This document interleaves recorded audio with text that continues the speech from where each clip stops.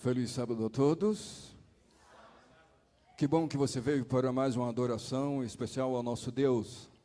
Nós iremos neste momento louvar a Deus, porque só Ele merece toda a honra, toda a glória e todo o louvor. O primeiro hino que nós iremos cantar é o Somos Teus, Senhor. Assim mesmo como vocês estão, nós iremos louvar, exaltar ao nosso Deus.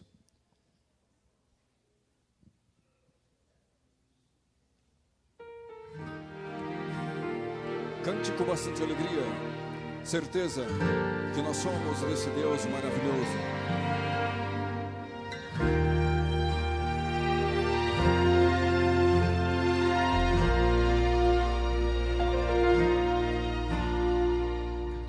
Está nascendo um novo tempo, uma nova geração, para espalhar tua glória em toda a terra.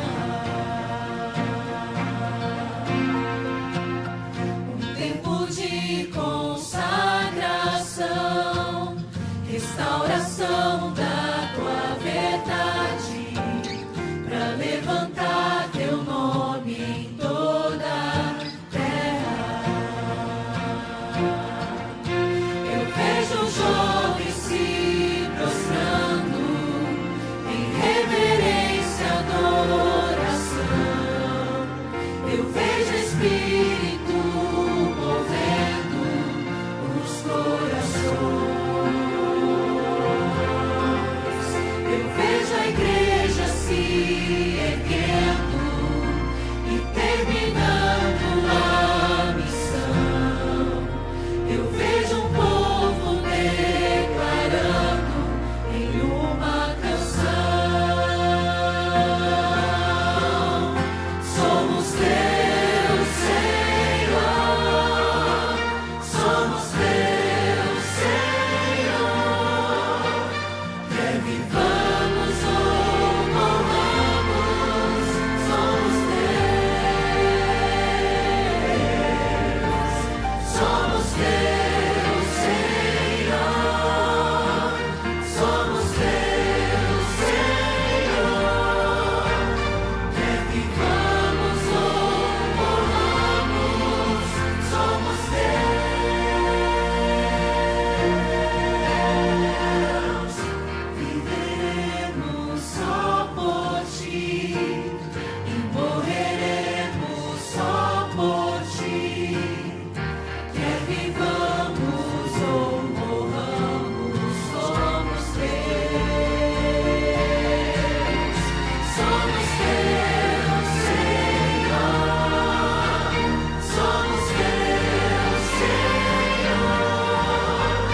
Quer vivamos ou morramos, somos teus. Somos teus, Senhor. Somos teus, Senhor. Quer vivamos ou morramos, somos teus.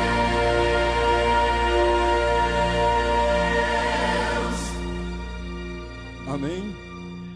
Depois de falar para Deus que somos dele, nós iremos cantar o hino. O título é A Colheita, o número é 237. Esse hino nos coloca nas mãos de Deus para fazer a obra, para trabalharmos por Ele. É a nossa missão. E eu convido vocês, quando colocar o playback, coloquem-se de pé. Vamos louvar a Deus, vamos nos colocar nas mãos dele para que a obra continue.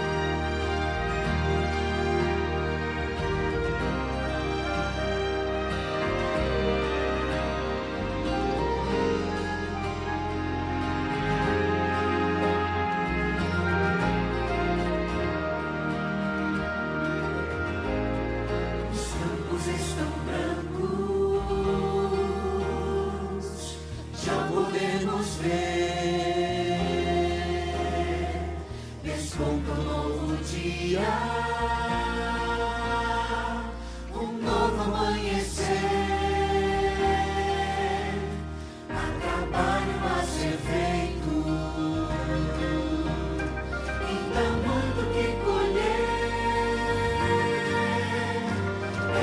Jesus que nos convida. O que vamos responder? Eu quero ir, Senhor, a seara trabalhar. Quero ser ajudador, falar de Cristo e seu amor. Eu quero ser, Senhor, uma luz iluminar. Quero dar o meu melhor. Quero ver Jesus voltar. É nossa alegria ir e proclamar. Jesus está voltando, virá para nos buscar. Muita gente não percebe o que vai acontecer se não forem avisados. Eles podem perecer. Eu quero ir, Senhor, a seara trabalhar. Quero ser ajudador, falar de Cristo e seu amor. Eu quero ser, Senhor, uma luz iluminar. Quero dar o meu melhor.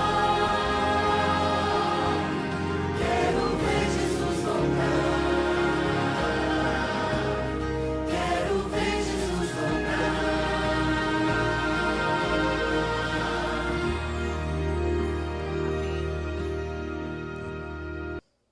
Bom dia, gente.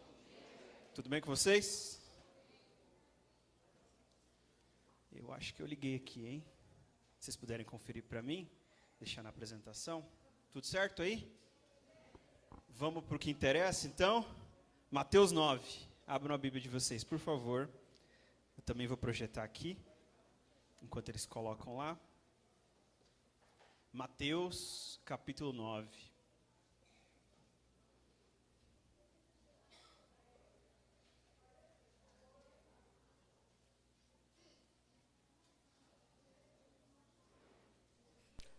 Todo mundo achou? Mateus 9. Eu vou ler o verso 35. Ó, tá projetado aqui também. Se puder, por favor, apagar essas luzes da frente, aí fica mais fácil para enxergar. Mateus 9, 35. Posso ler? Vou ler, hein? Jesus ia passando por todas as cidades e povoados, ensinando nas sinagogas, pregando as boas novas do reino e curando as enfermidades e doenças. Ao ver as multidões, teve compaixão delas, porque estavam aflitas e desamparadas, como ovelhas sem pastor. Então disse aos seus discípulos: a seara é grande, mas os trabalhadores são poucos. Peçam, pois, ao Senhor da seara que envie trabalhadores para a sua seara. Esses 4 versos são o sermão de hoje. Nada mais, nada menos. Tá bom? Então, tudo que está de texto bíblico do sermão de hoje está naquela tela, você pode acompanhar. São 4 versos que eu acho muito interessantes. E eles são bem populares, né? A gente lê bastante esse texto, da seara, aquela coisa toda. Mas eu quero mergulhar um pouquinho mais no detalhe desse trecho, para vocês perceberem como ele é importante. Aparentemente, tem alguma coisa que não se encaixa aqui, na minha opinião, e é isso que eu quero decifrar hoje com vocês. Primeiro, vamos começar pelo fácil, certo? Jesus e as multidões. Basicamente, esse texto se refere a Jesus e depois ele se refere às multidões. Nada mais, nada menos. E aí ele começa descrevendo Jesus. Jesus ele descreve em ações. Jesus era uma pessoa que fazia certas coisas. E se você reparar no texto, primeiro, ele ia passando. Isso é uma característica interessante de Jesus, né? Jesus gostava de andar. eu nunca fiz essa conta, mas um dia eu vou fazer quantos quilômetros Jesus andou durante seu ministério. Ele andou muito, mas Jesus tinha esse hábito de percorrer e de ir passando pelas cidades. Outra coisa que Jesus fazia, ele ensinava. Outra coisa, ele pregava. Pregar não é exatamente ensinar, é diferente, porque senão eles usariam o mesmo verbo.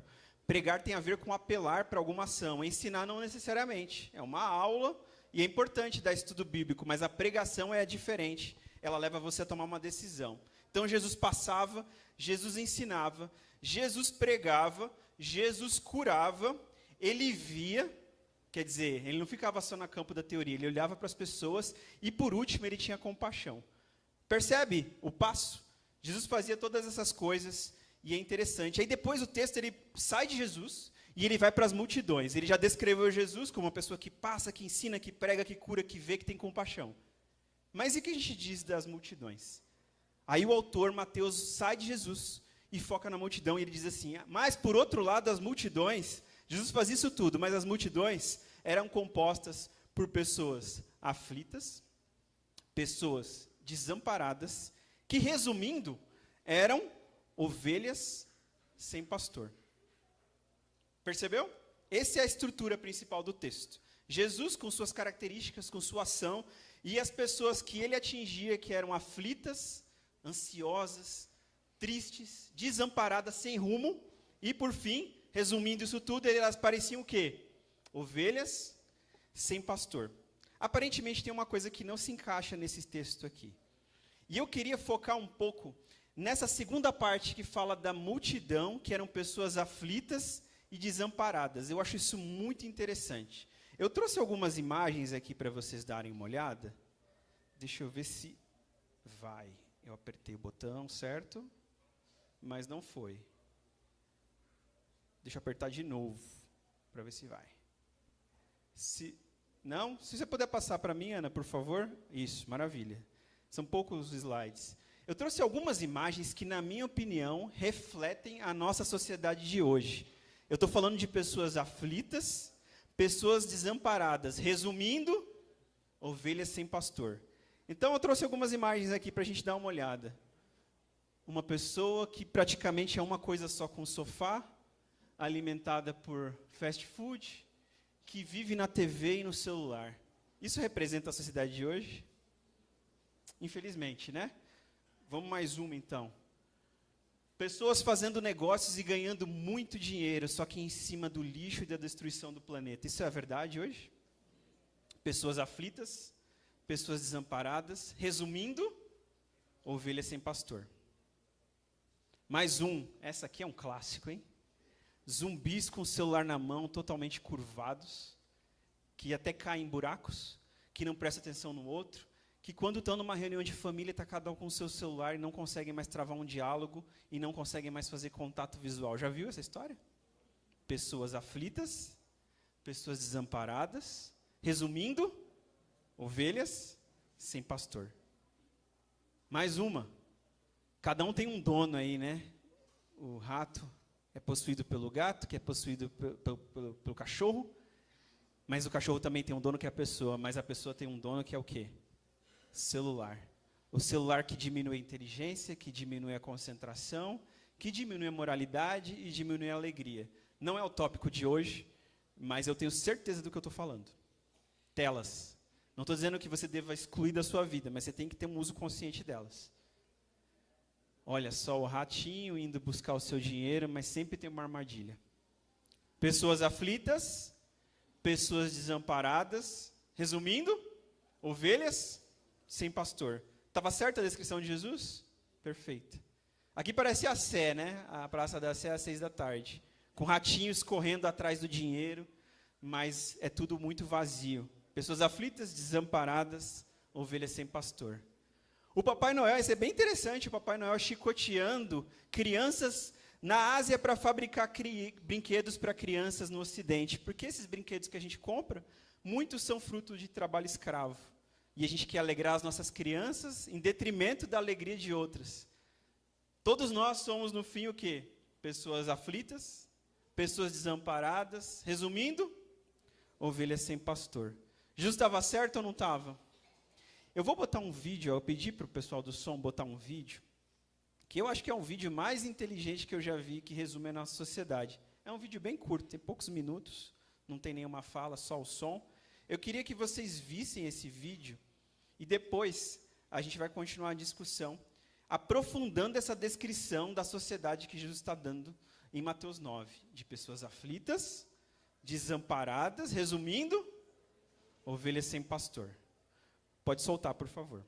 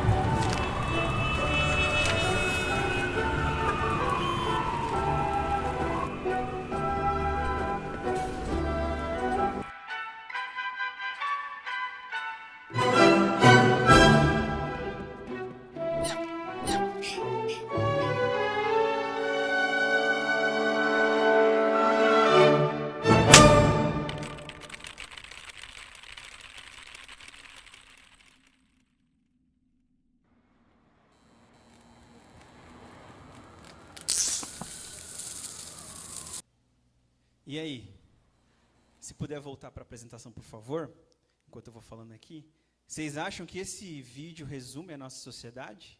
Ou não? Sim ou não? Pessoas aflitas, pessoas desamparadas, resumindo, ovelhas sem pastor. É uma sociedade focada no trabalho, no consumismo, nas doenças mentais, nos remédios, nos vícios. Resumindo, uma sociedade totalmente vazia por dentro. É ou não é? E eu posso falar isso com propriedade porque a gente acabou de voltar dos Estados Unidos, a gente morou lá por 1 ano, e eu fiquei bem chocado com algumas coisas que eu vi. Sabe? Quanto mais progresso, quanto mais riqueza, quanto mais desenvolvimento, parece que as pessoas não estão sabendo como lidar. E, obviamente, essas coisas são boas, riqueza e desenvolvimento. Mas o ser humano não está sabendo lidar com esse progresso e está cada vez mais vazio por dentro. Então, isso que você está vendo aqui é mais comum ainda em países ricos. Pessoas que trabalham, mesmo sem precisar, que vivem à base de remédios, que são infelizes, vazias por dentro, e estão sofrendo e não sabem por quê. Porque elas moram numa casa linda, têm um carro maravilhoso, têm o emprego dos sonhos, tem o esposo ou a esposa dos sonhos, mas alguma coisa não se encaixa na vida delas. E não é porque a vida delas é ruim na teoria. Na teoria é muito bonita, mas elas são pessoas aflitas, desamparadas, resumindo, ovelhas sem pastor. E uma coisa que eu acho que é a frase que eu mais falei quando eu estava lá nos Estados Unidos para a Regina e para outras pessoas é, cara, eu cheguei à conclusão de que as pessoas não estão nem aí para Deus. Eu falei isso várias vezes para ela. Não é possível, as pessoas não estão nem aí para Deus, porque aqui, onde teoricamente é tudo perfeito, elas vivem a vida dos sonhos. Quanto mais elas têm as coisas, mais elas querem se afastar da igreja de Deus. Então, a minha conclusão é, as pessoas não estão nem aí para Deus. Elas não querem saber de religião. Eu falei isso dezenas e dezenas de vezes, já tinha falado antes, e falei por muito tempo durante esse ano. As pessoas não estão nem aí para Deus. Só que é aí que está um negócio. Parece que a gente está fazendo o nosso diagnóstico dos problemas. E eu acho que tem alguma coisa estranha nesse nosso diagnóstico. É sobre isso que eu queria falar hoje. Será mesmo que as pessoas não estão nem aí para Deus? É isso que eu queria desenvolver esse raciocínio. A gente, como cristão, como ser humano, adora fazer diagnóstico das coisas. Ah, por que o Brasil é desigual? Todo mundo tem a sua opinião e o seu diagnóstico. Ah, mas por que os adolescentes andam tão apáticos? A gente tem nosso diagnóstico. Todo mundo tem a sua teoria. Ah, mas por que esse carro não funciona? Todo mundo tem a sua teoria. A gente gosta de diagnosticar as coisas. Só que eu queria focar um pouquinho no poder que os diagnósticos têm em mudar todo o cenário. Vou dar um exemplo para vocês, vai ficar bem simples. Vamos supor que a gente esteja falando sobre saúde. E aí tem uma pessoa que está com dor de cabeça. Então, o cenário é esse, né? O contexto. Saúde. Qual que é o sintoma? Dor de cabeça. Se alguém chega para você falando, eu estou com dor de cabeça, o sintoma é uma coisa que é unânime. Ninguém discorda do sintoma, concorda? Porque o sintoma é da pessoa, ou é uma coisa que está muito clara para todo mundo. Ninguém fica batendo boca sobre o sintoma. O sintoma é unânime. Só que a divisão de opiniões começa na hora do diagnóstico. Na hora de dizer por que a pessoa está com dor de cabeça, é aí que todo mundo começa a discordar. E aí vem uma pessoa e fala, você está com dor de cabeça? Provavelmente é estresse. Você está trabalhando muito, você está com muitos problemas, o estresse gera tensão muscular. Você deve estar com dor de cabeça por causa do estresse. Logo, como é que você resolve esse problema? Faz meditação, faz yoga, faz exercício físico, tenta dar uma relaxada, faz terapia, aí você vai ficar mais calminho. E o que vai acontecer com o problema, que é a dor de cabeça? Desaparece. Só que eu posso ter uma outra interpretação da realidade. Se eu acho que a pessoa está com dor de cabeça porque a causa, o diagnóstico é um problema de visão, aí já muda tudo. Porque se o problema é de visão, não adianta você fazer meditação, yoga, exercício. Você vai continuar com dor de cabeça. Qual que é a solução se a causa for problema de visão? Um óculos. Vai no oftalmo e usa um óculos. Você percebe que é na hora do diagnóstico que vem uma bifurcação? Muda tudo? A ação, a interpretação da realidade muda na hora do diagnóstico. Vou dar um outro exemplo para vocês, para ficar mais claro. Meu carro não está ligando, gente. Pelo amor de Deus, eu já dei partida aqui, não está funcionando de jeito nenhum. Aí vem uma pessoa e fala, a bateria deve estar descarregada. Esse é o meu diagnóstico. Se eu acho que a bateria está descarregada, qual que é a solução? Qual que é o tratamento para esse problema? Ou você recarrega a bateria, se não tiver jeito, você troca. Essa é a solução. Só que se o problema não for esse, na verdade é o motor de arranque que está com problema. Adianta você trocar a bateria? Não. Adianta você recarregar a bateria? Não, o carro vai continuar não ligando. Aí o que você tem que fazer? Ou você tem que consertar ou trocar o motor de arranque. Você percebe que é na hora do diagnóstico que tudo muda, tudo bifurca. Um último exemplo aqui, para ficar mais claro ainda. Eu tenho uma plantinha lá em casa e ela está murchando. Ela não cresce de jeito nenhum, parece que ela está morrendo. Aí vem um e fala, provavelmente é porque você não está regando, falta água. Logo, como é que você resolve esse problema? Bota mais água. Só que pode ser que a sua planta esteja murchando porque ela tem excesso de água. Não acontece se você bota muita água, a planta não murcha também? Pois é. E aí qual que é a solução? Colocar menos água. Aí você percebe que se você coloca menos água, quando o problema é falta de água, aí acabou. Você mata a planta de vez. Ou quando você coloca muita água, quando o problema é excesso de água, o que acontece? Aí que você mata a planta de vez. Você percebe que quando você interpreta o diagnóstico de jeito diferente, você pode fazer o oposto do que você deveria e causar mais problema ainda. Vocês entenderam onde estou querendo chegar? O diagnóstico é o segredo. E aí, o que você está querendo dizer com isso? Você não estava falando do verso de Mateus 9? Vamos olhar aqui de novo? Para mim, Mateus 9, esses 4 versos são exatamente a mesma estrutura que eu acabei de escrever para vocês em exemplos cotidianos. Quer ver?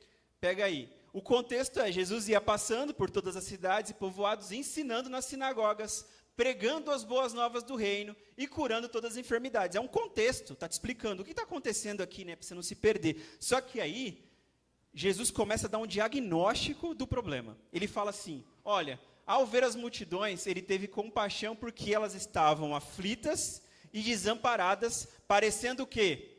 Ovelhas sem pastor. É equivalente à dor de cabeça. Ele está olhando para o problema. Ninguém discorda de Cristo nesse quesito.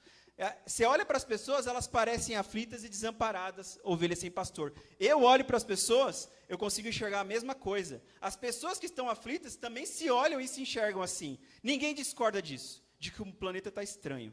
Só que é aí que vem a discordância, no diagnóstico. Jesus fala, olha, a dor de cabeça está aqui, o motor não está funcionando, a planta não está crescendo. Eu vou dizer por quê. E é aqui que a gente diverge de Jesus.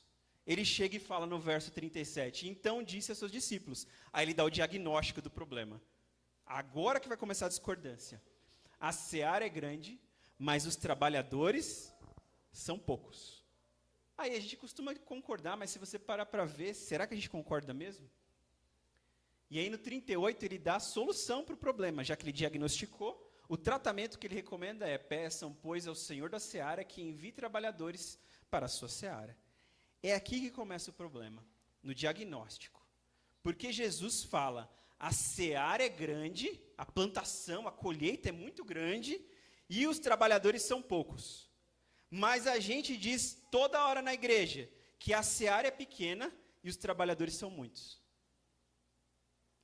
Não é? Quando eu digo que as pessoas não querem saber de Deus, que as pessoas não querem saber de religião, o que eu estou dizendo no fundo? Tem membro pra caramba na igreja, todo mundo está disposto a trabalhar. Sabe qual é o problema? Por que essa igreja está vazia? Porque as pessoas não querem saber de Deus. O problema não somos nós, o problema são eles. E você percebe que isso que eu acabei de falar é exatamente o contrário do que Jesus está dizendo? Jesus está dizendo, não, você não entendeu nada.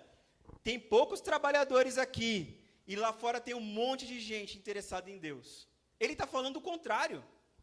Ele diz que tem muitos interessados, a gente diz que tem poucos. A gente diz que tem escassez de mão de obra.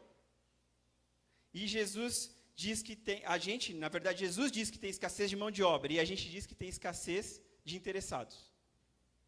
Não, o problema da igreja é esse, ninguém quer saber de Deus, porque as pessoas são aflitas, desamparadas, ovelhas sem pastor. Por isso que as coisas não estão andando aqui, a culpa é delas, a culpa não é nossa. E Jesus fala, não, as coisas não estão andando porque tem pouca gente aqui dentro que trabalha.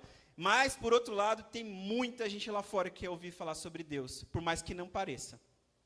Você entendeu a diferença? Isso muda tudo, porque se eu interpreto que o problema do mundo é que tem pouca gente interessada em ouvir falar sobre Deus e muita gente para trabalhar, eu vou para um caminho de ação. Se eu acredito o contrário, que Jesus falou, não, a seara é grande, os trabalhadores são poucos, eu vou fazer outra coisa totalmente oposta. É como se eu regasse uma planta que já está cheia de água, ou tirasse a água de uma planta que já está morrendo de secura. Vocês entenderam? Eu faço exatamente o contrário se eu interpreto o diagnóstico contrário. Vocês estão me acompanhando? Faz sentido o que eu estou dizendo? O meu diagnóstico e o seu sobre o problema da igreja hoje muda completamente a forma como nós vamos agir e pode determinar o futuro ou o fracasso da igreja. Jesus tinha uma opinião, mas eu falava que ninguém quer saber de Deus, quando eu olhava para as pessoas aflitas e desamparadas. Isso impacta as nossas ações. E aí eu vou dizer para vocês agora como isso impacta. Eu vou dar exemplos para vocês verem se vocês concordam comigo. Quando eu acredito que essa área é pequena, mas os trabalhadores são muitos, quando eu acredito que tem poucos interessados, que as pessoas não querem saber de Deus, que esse é o grande problema da igreja, porque tem um monte de gente para trabalhar, mas Jesus diz o contrário, sabe o que acontece com a igreja? Ela cria duas classes de pessoas. E é sobre essas duas classes que eu quero falar. Ela cria uma classe de pessoas que ela acha que as coisas estão difíceis mesmo e que as pessoas não querem saber de Deus, então como ela pensa? Se as pessoas não querem saber de Deus e tem muitos trabalhadores, sabe qual vai ser a minha estratégia? Vai ser dobrar a aposta. Eu vou trabalhar mais, eu vou apelar, eu vou falar o que precisar, vai ser tudo ou nada. Porque eu acho que as pessoas não querem saber de Deus, então eu preciso me esforçar mais. E eu dou um gás aí feito um louco para trabalhar, porque eu acho que as pessoas não querem saber de Deus. E aí vale tudo. Vale tudo. Você até distorce a verdade, porque você acha que precisa apelar, porque as pessoas não querem saber de Deus, então você precisa ser mais, enfático. Aí você começa a distorcer a verdade. Você começa a dizer coisas que não são parte do princípio para as pessoas virem, porque você acha que você tem que apelar, porque as pessoas não querem saber de Deus, então você apela. Você cria coisas assim, a igreja cria coisas que eu considero que não só não fazem sentido, como são erradas. E eu vou falar uma coisa aqui, porque eu não recebo salário, não devo nada para ninguém. Meta de batismo. Meta de batismo. Fábio, o que tem meta de batismo? Vamos lá. Imagina que você é dono de uma empresa. E você chega na sua empresa, e aí o vendedor lá, que ganha R$1.000 e poucos por mês, chega para você e fala: Fábio, de hoje em diante eu quero que você venda 30 mil por mês. Você, como dono da empresa, como responderia? Imagina, Natal, se o seu funcionário chega para você e fala: Natal, agora eu quero que você chegue mais cedo, eu vou estabelecer metas para você aqui. O que você faz com ele? Manda embora. Quem é que estabelece meta? É o empregado ou o chefe? Não, mas eu chego e falo: não, Espírito Santo, eu mando em você. Eu quero 32 batismos nesse distrito, esse ano. E trata de cumprir, viu? Porque eu determino quantas pessoas vão ser convertidas. Por quê? Porque a gente começa a pensar como vendedor, né? A gente está tão desesperado em trazer as pessoas, porque a gente acha que tem poucos interessados lá fora, e que a gente é trabalhador. Mas Jesus está dizendo que é o contrário. Tem poucos trabalhadores aqui e um monte de gente interessada. Vocês estão entendendo onde estou querendo chegar? Estou falando. Vocês me conhecem, né? Não, mas então vamos tratar todas as coisas da igreja como se fossem metas estabelecidas. Que tal? Vamos fazer apontamentos? Vamos perguntar quantos dias as pessoas estudaram na lição da escola sabatina? Vamos perguntar quantas pessoas elas ajudaram? Afinal, Jesus mandou, a gente dizer para todo mundo quantas pessoas a gente ajudou. Não mandou? Não, ele mandou você fazer no secreto a obra dele e não contar para ninguém. Não levantar a mão e falar: olha, eu distribuí 32 cestas básicas semana passada. Aí alguém anota e manda um relatório para um outro burocrata que vai ficar todo orgulhoso para mostrar os números para ser reeleito.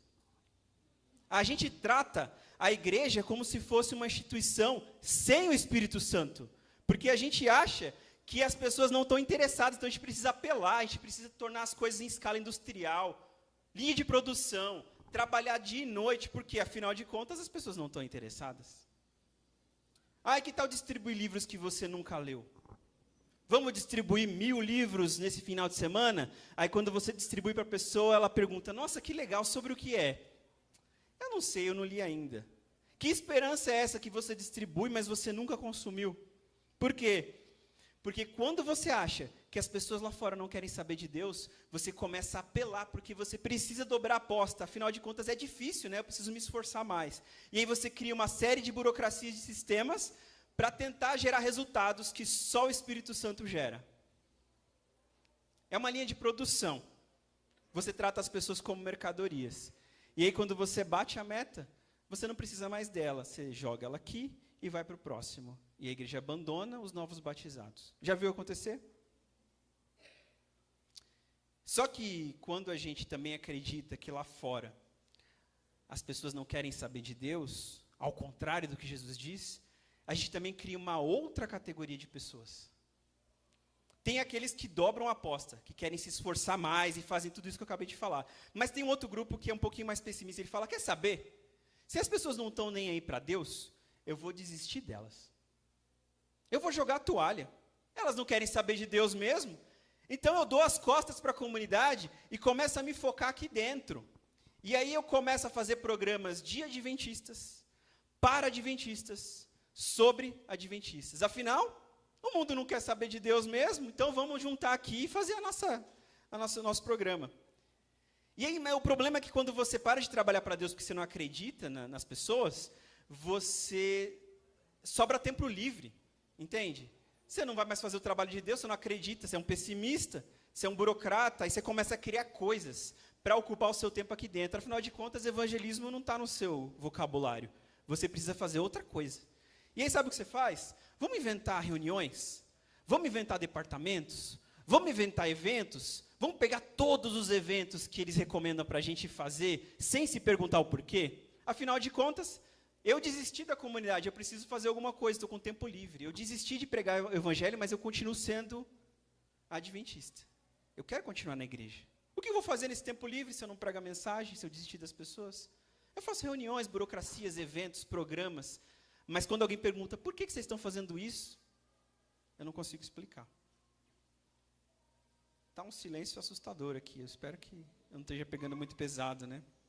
Mas eu acho que é isso que acontece. A gente cria vendedores, a gente cria burocratas. O vendedor ele quer fazer mais, o burocrata desistiu de vez, se volta para dentro.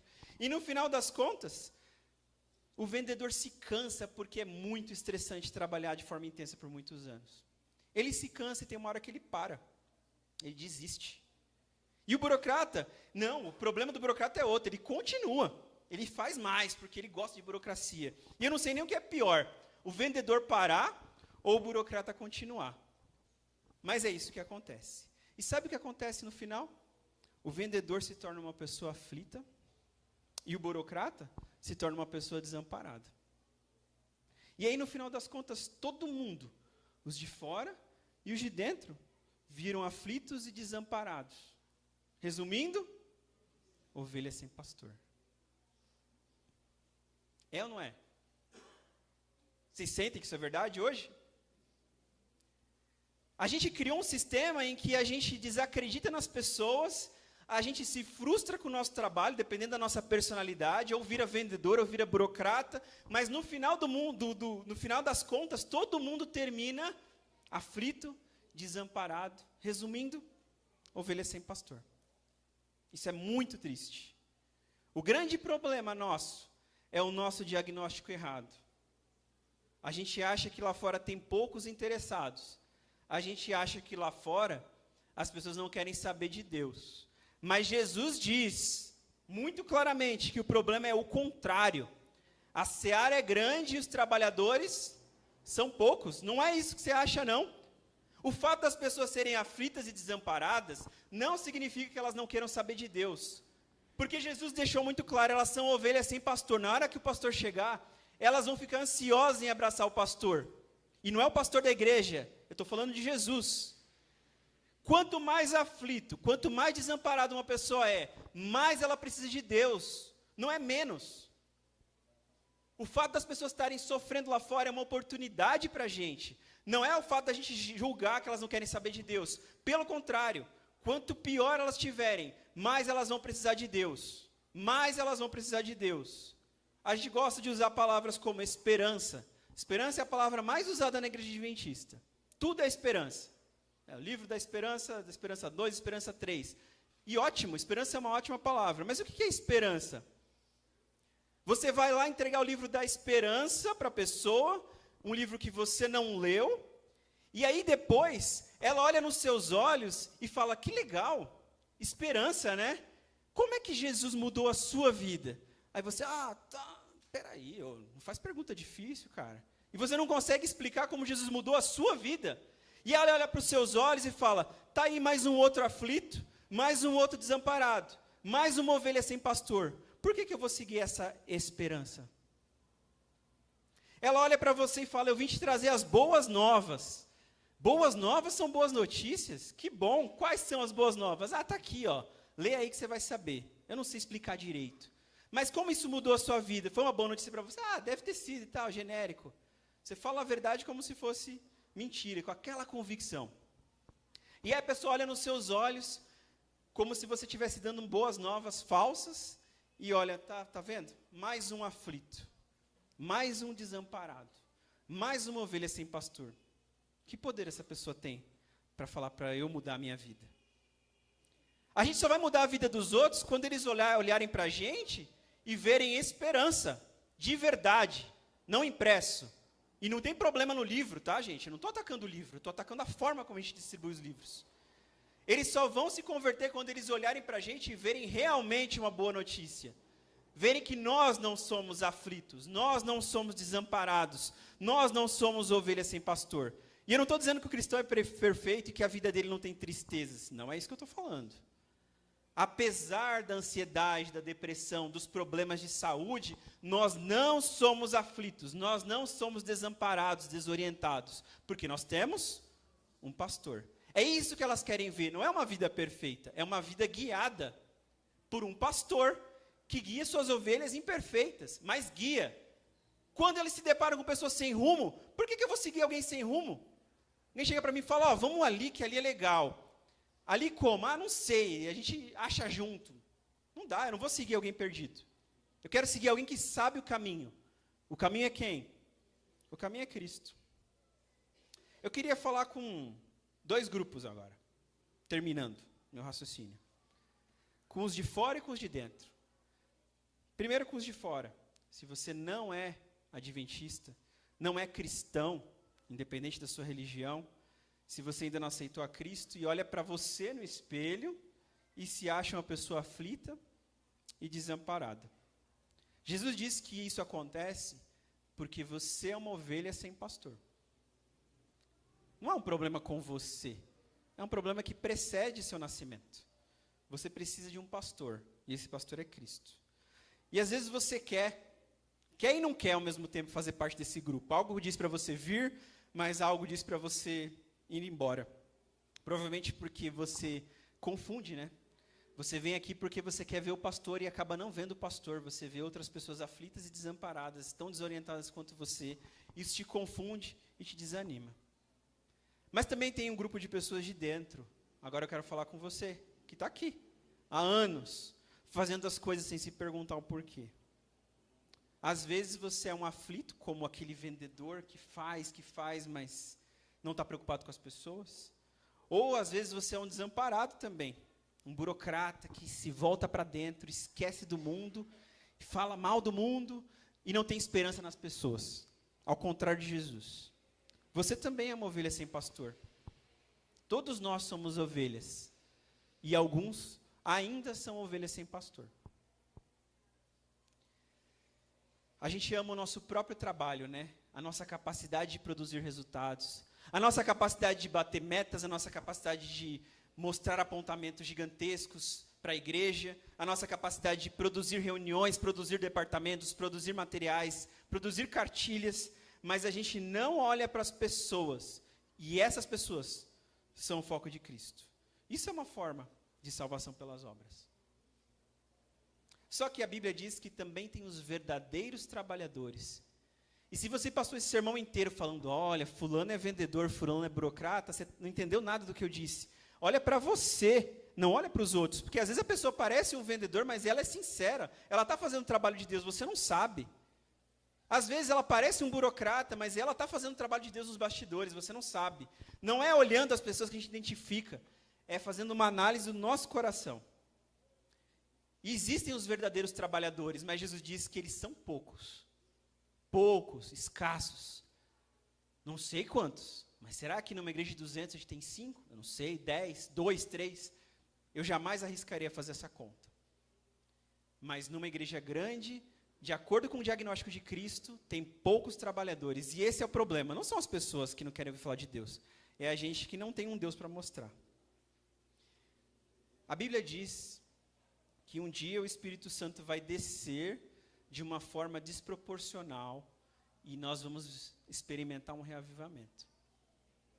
E aí é interessante porque no verso seguinte, quando Jesus dá a solução para o problema, né, já ficamos falando bastante sobre o diagnóstico, mas ele termina no verso 38 com a solução. Já que o diagnóstico é esse, de que as pessoas estão dispostas a ouvir de Deus, a gente aqui não sabe falar, como é que eu resolvo? Peçam, pois, ao Senhor da seara que envie trabalhadores para a seara. Olha que solução exótica. Não me parece o lógico. Jesus fala assim, sabe qual é a solução? Não é o trabalhador trabalhar mais. Não é o trabalhador dobrar a aposta, trabalhar de noite. Não é o trabalhador desistir das pessoas. É o trabalhador olhar para o alto e pedir para Deus mandar mais trabalhadores. Porque isso vai resolver o problema. Você percebe que o Espírito Santo move os trabalhadores e os trabalhadores movem as multidões? Não é o Espírito Santo que move as multidões diretamente? Para mim parece claro esse raciocínio. Ele não está falando, mande o Espírito para falar direto com as pessoas. Não. Ele está falando assim, mande o Espírito para formar mais trabalhadores e depois esses trabalhadores vão levar a mensagem para as pessoas. Você percebe quão importante é a sua missão? Você é o intermediário entre o Espírito Santo e as multidões. Ele não vai falar direto com as multidões, ele vai falar com você para que você trabalhe e para que você converta as multidões. É isso que Jesus está falando. Manda mais trabalhadores e o problema está resolvido. O Espírito manda mais trabalhadores e os trabalhadores falam com as pessoas. Você vai ser um desses ou não? Quem você tem sido hoje? Um vendedor que trabalha sem pensar, sem se preocupar com as pessoas, onde as pessoas viram estatísticas? Ou você é um burocrata que perdeu a esperança na humanidade, se volta aqui para dentro e faz as coisas acontecerem para ocupar o seu tempo? Deus tem um lugar para você na obra dele. Um lugar de verdadeiro trabalhador.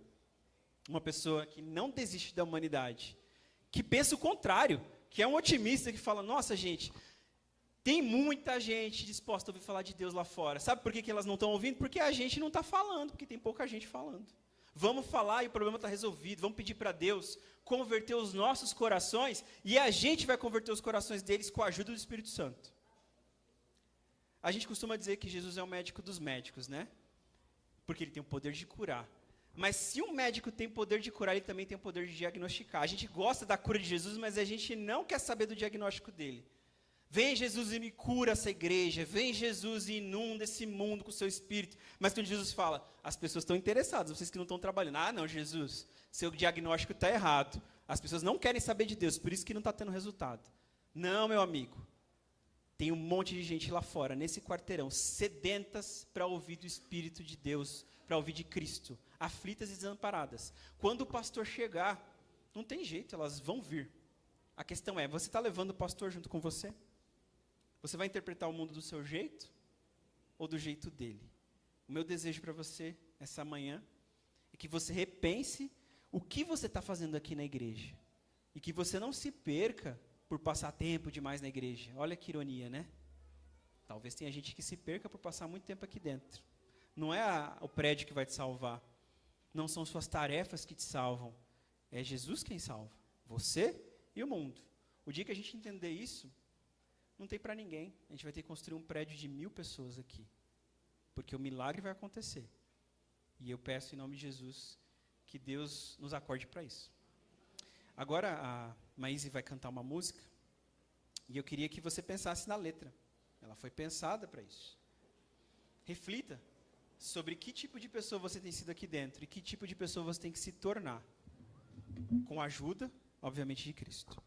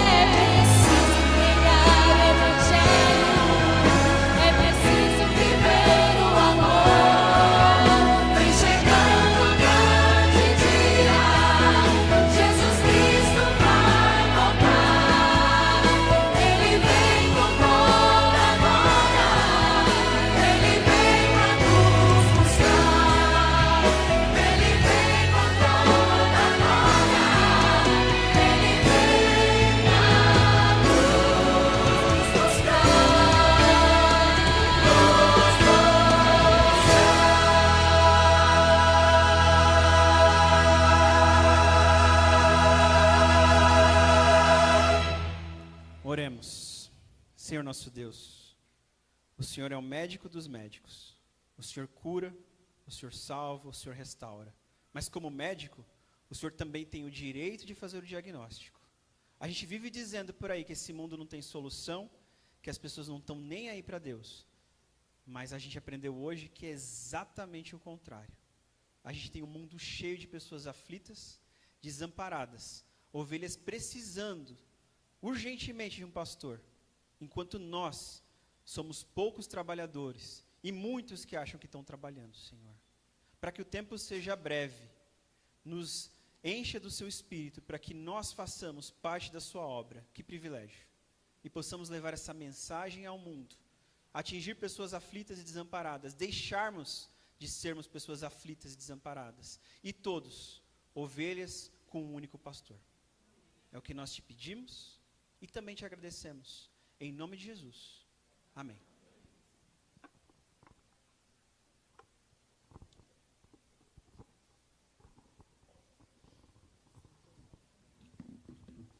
Em paz eu vou.